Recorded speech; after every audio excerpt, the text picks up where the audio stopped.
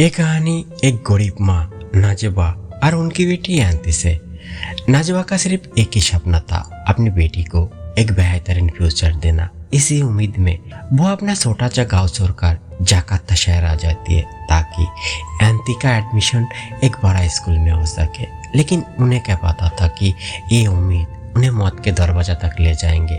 किस्मत पलटती है जब नाजवा को उसी स्कूल में फिजिक्स टीचर की नौकरी मिल जाती है जहाँ वो अपनी बेटी को पढ़ना चाहती थी।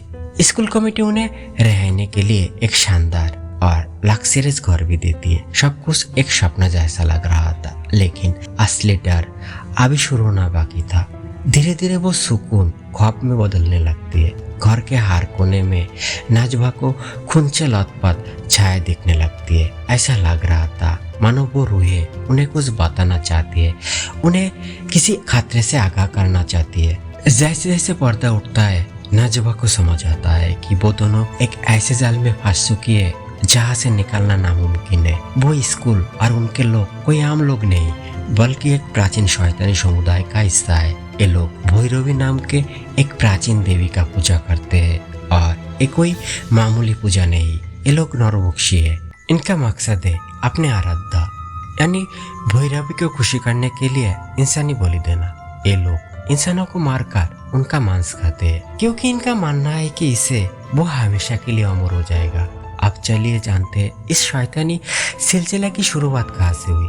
कहानी हमें ले जाती है इंडोनेशिया की घने जंगलों में, जहाँ सदियों पहले इस भैरवी काल का जन्म हुआ था। 1937 में एक टूरिस्ट ने उनके मंदिर को ढूंढ निकाला था, लेकिन इससे पहले कि दुनिया को पता चलता वो मंदिर रहस्यमयी ढंग से गायब हो गया। मगर वो लोग मरे नहीं, वो आज भी हमारे बीच चिपका अपना ये खूनी खेल खेल रहे हैं। हम देखते हैं एक खौफनाक स्किन जहाँ एक लड़की को बेरियों से बांध कर रखा गया है। उसके चेहरे पर एक शैतानी मुकुट है। वो लोग उसे जिंदा ही खा रहा है। ये मंजर देखकर ही आपकी रूह कांप जाएगी। वापस आते हैं नाजवा और एंती पर। एक बार बारिश के दौरान जब एक गाड़ी उन पर कीचड़ उछालती है तो एंती गुस्से में गाली देने लगती है। नाजवा उसे समझाता है कि बेटा ऐसी भाषा की इस्तेमाल मत करो, ऐसा ही नहीं है। लेकिन जब वो दोनों अपने घर पहुंचता है तो वह उनका इंतजार कर रही होती है एक औरत जिसका नाम है डायना। डायना नाम की वो औरत दरअसल जाकार्ता के उसी बड़े स्कूल से आई थी जहाँ नाजवा ने 16 साल पहले पढ़ाई की थी। नाजवा ना सिर्फ वहाँ की एक स्टूडेंट थी बल्कि वो एक ब्रिलियंट स्कॉलर भी रह चुकी थी। बातचीत के दौरान नाजवा हैरानी से कहती है, मैम इतने साल बीत गए पर आपकी उम्र तो जैसे रुक सी गई है। डायना एक अजीब सी मुस्कुराहट के साथ जवाब देता है कि ये सब डाइट कंट्रोल और हेल्थी खाने का नतीजा है। डायना एंती को लालच देता है कि अगर वो उनके एलिट स्कूल में आए तो उसका फ्यूचर चमक जाएगा। वो नाजवा को फिजिक्स टीचर की जॉब और एक लग्जरी लाइफ स्टाइल ऑफर करती है। नाजवा के दिल में कहीं ना कहीं एक डर था। वो इस ऑफर को लेके हिचकिचा रही थी, लेकिन तभी किस्मत अपना खेल दिखाती है। बाहर तेज बारिश हो रही थी और अचानक एंती के कमरे से चीखने की आवाज आती है। बारिश की वजह से उनकी पुरानी छत टूट गई थी। नाजवा देखता है कि एंती की पढ़ाई के लिए जो पैसा उसने एक एक करके जमा किए थे वो सब बिक कर बर्बाद हो चुकी है। एंती को रोटा देखकर नाजवा का दिल पिघल जाता है। उसे लगता है कि अपनी बेटी की हक के लिए उसे शहर जाना ही होगा और अगले ही दिन दोनों जाकार्ता के लिए निकल पड़ते हैं। लेकिन सफर के दौरान कुछ ऐसा होता है जो किसी के भी होश उड़ा दे। रास्ते में नाजवा की नजर एक साइन बोर्ड पर पड़ती है जिस पर लिखा था कब्रिस्तान। घबरा कर वो ड्राइवर से पूछता है, भैया क्या हम गलत रास्ते पर है? ड्राइवर ठंडी आवाज में कहता है, नहीं रास्ता बिल्कुल सही है, सन्नाटे से भरा रास्ता और कब्रिस्तान की मौजूदगी। क्या ये कोई इशारा था? जब वो स्कूल के रेसिडेंशियल एरिया में पहुंचती है तो वहाँ का सिक्योरिटी किसी जेल से कम नहीं थी। कड़क चेकिंग के बाद उन्हें अंदर जाने दिया जाता है। अंदर का नजारा देखकर एंती तो खुश हो जाती है और वह उनका स्वागत करती है, वही रहस्यमयी औरत डायना। नाजवा जब रास्ते में दिखा कब्रिस्तान के बारे में पूछा तो डायना ने बड़ी सफाई से बात घुमा दी। उसने कहा कि ये सिर्फ सिक्योरिटी और प्राइवेसी के लिए है। एंती को नए घर की चाबी मिलती है और वो तो खुशी से नए पुलिस संभाल रही थी, लेकिन नाजवा की नजर फर्श की छत पर पड़ती है जहाँ एक बूढ़ी औरत उमाइना खड़ी थी। तभी बुआ लूसियस आता है जो स्कूल कमेटी का हेड है। वो अपनी बेटी इवा से मिलवाती है और नाजवा का स्वागत करता है। फिर नाजवा की मुलाकात जुड़ास से होती है। जो उसी स्कूल का एक टीचर है। शाम को जब नाजवा घर की सीढ़ियां से ऊपर जा रही थी, उसे कुछ अजीब महसूस हुआ, जैसे कोई बुआ है। हमें तो स्किन पर लटकती हुई लाशें दिख रही थी, मगर नाजवा को कुछ नहीं मिला। ख्वाब की शुरुआत हो चुकी थी। अगले दिन स्कूल का पहले दिन था। फिजिक्स क्लास के बाद एक लड़की नाजवा से कहती है, मैम कल मैं नहीं आऊंगा क्योंकि मेरे दादाजी का बर्थडे है। नाजवा जब उम्र पूछती है तो वो कहता है 120 साल। नाजवा दंग रह जाता है। क्या वाकई कोई इंसान इतना लंबा जी सकता है, या ये वही उम्र होने का रास्ता? अपने कैबिन में जब नाजवा काम कर रहे थे, लैपटॉप स्क्रीन पर उसे एक सफेद छाया दिखता है जिसका शरीर पर खून के निशान थे। नाजवा पीछे मुड़ती है पर बुआ कोई नहीं होता। तभी बुआ रोती आता है, जो इंडोनेशियन भाषा की टीचर है। दोनों की दोस्ती हो जाती है। फिर जुडास आता है और नाजवा को महंगी गिफ्ट जैसे आईफोन और आईपैड देता है, ये कहकर कि इस स्कूल के टीचर को हमेशा लग्जरी में रहना चाहिए। घर लौटते वक्त नाजवा को रास्ते में एक पुराना गोडाउन दिखता है जहाँ लूसियस उस रिफ्रेशिंग खाना पैक कर रहा था। लूसियस कहता है कि वो बिना मिलावट का असली खाना तैयार करता है। नाजवा जब घर पहुंचती है तो देखता है कि जुडास ने एंटी को भी एक स्मार्टफोन गिफ्ट किया है। अचानक और उसके कमरे से एक अजीब आवाज आती है। नाजवा अंदर कमरे में जाती है और उसे एक बड़ा सफेद छाया दिखता है। डर के मारे उसकी हालत खराब थी, लेकिन पास जाने पर पता चलता है कि वो सिर्फ एक पुराना लैंप था। मगर वहाँ उसे एक रहस्यमय किताब मिलती है। किताब में एक तस्वीर थी जहाँ सफेद कपड़े पहनी औरत के बीच एक लाल कपड़े वाली औरत थी जिसके चेहरे पर शैतानी मास्क था। किताब के एक पन्ना पर लिखा था लविनक और नीचे कुछ अजीब सा मंत्र। नाजवा ने उसका फोटो लिया और भूख लगने पर एक एप्पल उठाया, लेकिन जैसे ही वो उसे खाने जाती है उसका होश उड़ जाता है। वो एप्पल नहीं बल्कि एक धड़कता हुआ इंसानी दिल था। नाजवा चीख पड़ती है, लेकिन अगले ही पल वो दोबारा एप्पल बन जाती है। तभी अचानक लाइट चली जाती है। नाजवा बुरी तरह डर जाती है और वो भागकर अपनी बेटी एंटी के कमरे में पना लेती है। अगले सुबह नाजवा, डायना और जुडास एक साथ बैठे बातें कर रहे थे। अचानक नाजवा के हाथ से एक ग्लास गिरकर टूट जाता है। नाजवा जैसे ही कांच उठाने झुकती है, डायना और जुडास उसे ऐसा रुकते जैसे कोई बहुत बड़ी मुसीबत आ गई हो। डायना अजीब तरीका से कहती है, अपनी स्किन का ख्याल रखो नाजवा, इसे खराब मत होने दो। उनका ये लहजा नाजवा को बहुत रहस्यमय लगती है। नाजवा हिम्मत करके वही पुरानी किताब और फोटो डायना को दिखाती है। डायना हंसते हुए कहता है, अरे ये तो शास्त्री है, हमारी पुरानी टीचर, वो तो अब विदेश चली गई है। नाजवा को सब कुछ बहुत ही ऐसा लग रहा था, पर जुडास और डायना उसकी बातों का मजाक उड़ाता है। बुआ रोती की एंट्री होती है। नाजवा उसे अपने घर ले जाती है और अपना डर बताती है। रोती उसे ऑन करती है, तुम्हें सावधान रहना चाहिए नाजवा, यह कुछ तो बहुत भयानक है। लेकिन एक माँ का दिल देखिए। नाजवा कहती है, यह जो भी हो, मेरी बेटी बहुत खुश है। मैंने उसे बहुत गरीबी में पाला है और उसकी खुशी मेरे लिए सब कुछ है। नाजवा अपनी बेटी के लिए हर खतरा मोल लेने के लिए तैयार थी। तभी अचानक रोती गाना बजा देती है और अजीब ढंग से नाचने लगती है। ये स्किन थोड़ा कीपी था, पर असली डर तो कोई और था। स्किन पर स्किन बदलता है और हमें एक अंदर जगह दिखाई देती है। वह एक मासूम को बंदी बनाया गया है। उसके चारों तरफ लाल कपड़े पहने लोग एक अजीब और डरावना डांस कर रहे थे। ये वही नौरबक्षी समुदाय है जो अपने आराध्य की पूजा कर रहे थे। इधर नाजवा और रोती साथ नाच कर रहे थे। लेकिन कहानी में ट्विस्ट तब आता है जब यांती स्कूल से घर लौटती है। यांती देखता है कि उसकी माँ अकेला ही कमरे में पागलों की तरह नाच रही है। वह रोती का कोई निशान नहीं था। तभी अचानक लाइट चली जाती है और नाजवा रोती को ढूंढने लगती है। क्या रोती वाकई वह थी या ये कोई वहम था? अगले दिन यांती लूसियस की बेटी इवा के घर जाती है। जब इवा से उसकी माँ के बारे में पूछा गया तो उसकी आंखें भर आई। इवा कहती है, पहले मुझे लगता था कि मेरा इस दुनिया में कोई नहीं है, पर अब मुझे लगता है कि मेरे बहुत सारी भाई बहन हैं। दोस्तों, ये बात मामूली नहीं थी। इसका राज इतना भयानक है जो आप सोच भी नहीं सकते। तभी उनकी दादी हुमायना उनके लिए एक खास स्पेशल सूप लेकर आती है। क्या आप अंदाजा लगा सकता है कि उस सूप में क्या था? शाम को तेज बारिश हो रही थी। नाजवा परेशान थी क्योंकि यांती अभी तक घर नहीं लौटी थी। वो छाता लेकर बाहर निकलती है। तभी उसे महसूस होता है कि पीछे से कोई उसे पुकार रहा है।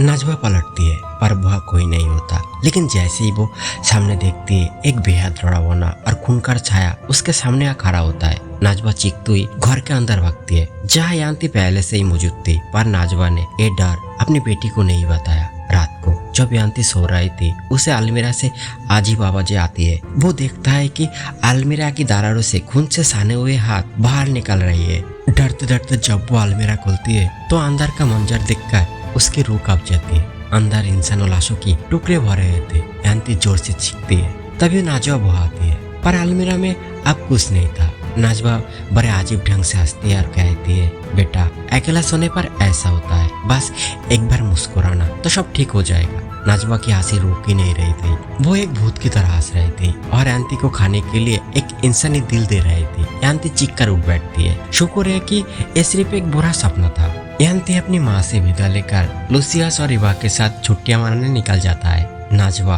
अकेला ही घर में थी, तभी उसे अजीब आवाजें सुनाई देती है। वो दरवाजे की तरफ देखती है तो वहां से सैकड़ों भयानक हाथ और एक घिनौना चेहरा बाहर निकल रहा था। नाजवा जब बाथरूम में जाती है तो वहाँ बाथटब से वही शैतानी छाया बाहर निकलता है। नाजवा घबरा कर जब बाहर आती है तो दीवार पर खून से लिखा था, रान, यहाँ से जितनी जल्दी हो सके भाग जाओ। तभी दरवाजे पर दस्तक होती है। नाजवा को लगा रोती आई है, पर वह जुडास खड़ा था। नाजवा ने जब रोती के बारे में पूछा तो जुडास ने ठंडी आवाज में कहा, हमारे स्कूल में रोती नाम का कोई टीचर है ही नहीं। नाजवा के पैरों तले जमीन खिसक गई। अगर स्कूल में कोई रोती नहीं है तो वो औरत कौन थी जिसके साथ नाजवा ने वक्त बिताया था? नाजवा की नींद लग जाती है। उसे एक और खौफनाक सपना आता है। वो देखता है कि बहुत सारे लोग उसे इंसानी आंखें खिला रही है। चिक्कर जब उसकी आंखें खुलती है तो वो देखती है कि उसकी ताकिए के नीचे वही पुरानी किताब थी। किताब खोलते ही नाजवा का दिमाग चकरा जाता है। उसमें एक और पुरानी फोटो थी जिसमें जुडास और रोती साथ कर रहे थे। तो जुडास ने झूठ क्यों बोला? नाजवा तुरंत स्कूल की वेबसाइट चेक करती है। वह रोती का नाम नहीं था। फिर वो गूगल पर रोती को सर्च करती है और जो सच्चाई सामने आता है वो किसी के भी होश उड़ा दे। रोती की मौत सालों पहले हो चुकी थी। नाजवा समझ जाता है कि वो अब तक एक भूतों से बात कर रही थी। अचानक वही पुराना गाना बजने लगता है। नाजवा डर कर स्विच ऑफ करती है, पर वो बार बार खुद ब खुद चालू हो जाता है। घबराहट में वो खुद को एक कमरे में बंद कर लेती है। तभी यान्ती का फोन आता है। नाजवा उसे बस इतना कह पाता है, बेटा जल्दी घर वापस आ जाओ, और फोन काट जाता है। सन्नाटे को चीरते हुए फिर से डोरबेल बजती है। नाजवा अपना फोन देखती है तो उसकी रूह कांप जाती है। स्क्रीन पर रोती का नाम फ्लैश हो रहा था। एक मरी हुई औरत ने उसे कॉल कर रही थी। दरवाजे के बाहर से रोती की आवाज आती है। वो नाजवा को पुकार रही थी। नाजवा चीखती है, तुम जो भी हो यहाँ से चली जाओ। अगली सुबह नाजवा जुडास को सब कुछ सच सच बता देता है कि ये घर अभिशप्त है। जुडास उसे एक दवा पिलाता है और अजीब सवाल पूछता है, तुम 16 साल पहले इसी स्कूल में थी, तब तुम्हारे साथ क्या हुआ था? दवा के असर से नाजवा अपना होश कर बैठती है और वो सच उगल देती है जो उसने वर्षों से छुपा रखा था। नाजवा बताता है कि 16 साल पहले एक मास्केड आदमी ने उसके साथ दरिंदगी की थी। उसने उसका चेहरा तो नहीं देखा, पर उसके गाले में एक खास किस्म की लॉकेट था। जैसे ही नाजवा को होश आता है वो जुडास पर चाकू तान देती है और तभी उसकी नजर जुडास के गाले पर पड़ती है। वही लॉकेट था। क्या इसका मतलब 16 साल पहले का वो गुनहगार जुडास ही था? क्या यान्ती जुडास की बेटी थी? उधर लुसियस यान्ती को बड़े बड़े सपने दिखा रहा था ताकि वो उनके साथ मिल जाए। इधर बेहोश नाजवा के कान में वही भूतनी पुकार रही थी, भागो। नाजवा उठती है और एक अजीब आवाज का पीछा करते हुए एक पुरानी अलमीरे के पास पहुंचती है। जब वो उस अलमीरे को हटाता है तो पीछे एक खौफनाक दरवाजा निकलता है जो सीधा जमीन के नीचे जाता था। नाजवा टॉर्च लेकर उस अंधेरी सुरंग में उतर जाती है। अंदर का नजारा देखकर किसी की भी चीख निकल जाए। वह फ्रिज में सैकड़ों इंसानी अंग जमा करके रखे गए थे। ये उन नौरबोक्सिया का कोल्ड स्टोरेज था। नाजवा को दीवार पर बहुत सारे लॉकर्स दिखते हैं। वो लॉकर्स नंबर 40 खोलती है तो अंदर उसका अपना ही बायोडाटा मिलता है। यानी ये लोग वर्षों से नाजवा पर नजर रखे हुए थे। तभी एक और लॉकर खुलता है जिसमें रोती का बायोडाटा था। रोती का फाइल हटाते ही वह एक भयानक चेहरा नजर आता है जो चीख कर कहता है, तुम भी मरी जाओगे।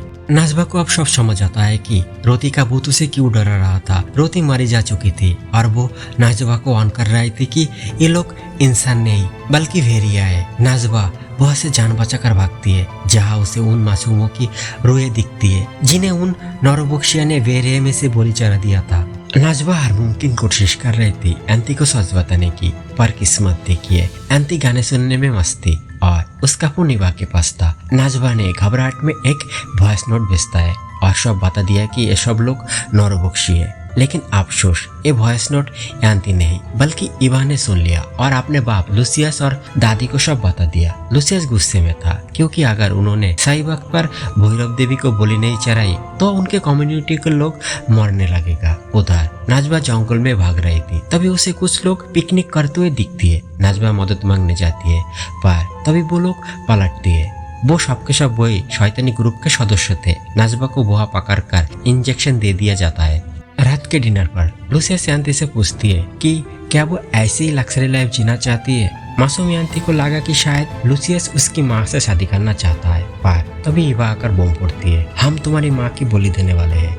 एंती वहां से भागना चाहती थी पर वो दरिंदे उसे पकड़ लेते हैं और उसे इंसानी खून पीने पर मजबूर करते हैं। अगले ही पल एंती की आंखें साबित हो जाती है ये कोई मामूली बदलाव नहीं था।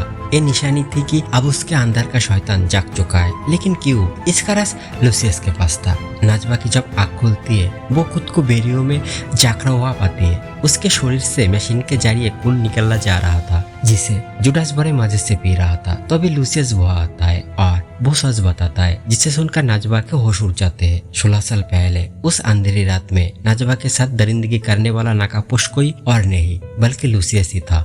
उनका प्लान 16 साल पहले ही बन चुका था, एक बेटी को पैदा करना ताकि उसी के हाथों में माँ की बोली दिलाई जा सके। एंती के खून में लुसियस का शैतानी डीएनए था, इसीलिए उसकी आंखें सफेद हो गई थी। वो लोग अब एंती को अपने अगला वारिस बनाने वाले थे। भैरवी की पूजा शुरू होती है। नाजवा बोली की वेदी पर लेटी थी और एंती के हाथ में खंजर था। एंती पूरी तरह शैतान के कब्जे में थी। जैसे ही वो अपनी माँ को बाहर करने जाती है नाजवा चिल्लाकर उसे अपनी ममता और पुरानी बातें याद दिलाती है। एक माँ की पुकार शैतानी शक्तियों पर भारी पड़ जाती है। एंती को सब याद आ जाती है और वो पलटकर सीधा लुसियस की गर्दन पर अटैक कर देती है। हालांकि लुसियस को कुछ नहीं होता, पर इसी मौका का फायदा उठाकर माँ और बेटी वहाँ से भाग निकलती है। नाजवा और एंती भागते हुए उसी फ्रीजिंग रूम में छुप जाता है जहाँ इंसानी अंग रखे गए थे। जुडास उन्हें ढूंढते हुए वहाँ पहुँचता है और अंदाज लगाता है कि वो किसी लॉकर में है। लेकिन जैसे ही वो एक लॉकर खोलता है उसकी अपनी तलवार के रिफ्लेक्शन में रोती की भयानक आत्मा दिखाई देती है। रोती कहती है जो तुमने मेरे साथ किया वही मैं तुम्हारे साथ करूंगी। और दोस्तों अगले ही पल वो एक ऐसा मंजर दिखता है जो आपकी रूह कांप देगी। रोती की आत्मा जुडास के शरीर पर कब्जा कर लेती है और जुडास खुद अपने ही हाथों से अपना पेट चीर देता है। वो तड़पते हुए अपने ऑर्गन बाहर निकलने लगता है और वही उस पापी का अंत हो जाता है। लेकिन डर अभी खत्म नहीं हुआ था। बाकी सदस्य माँ बेटी को घेर लेते हैं। लुसियस गुस्से में था और अब वो अपनी बेटी एंती को बोली देना चाहता था। नाजवा अपनी बेटी को बचाने के लिए गिड़गिड़ाने लगती है। वो एंती से कहती है बेटा शायद मेरी किस्मत में यही लिखा था, तू इनके साथ रहे, यह तेरी हार को अब पूरी होगी। मैं खुद को इन शैतानों को हवाले करता हूँ। नाजवा ने अपनी बेटी की जान बख्शने के बदले खुद को उन भूखे नरभक्षियों के बीच में कूद गया। वो दरिंदे नाजवा को जिंदा ही नोच नोच कर खाने लगे। नाजवा दर्द से तड़प रही थी।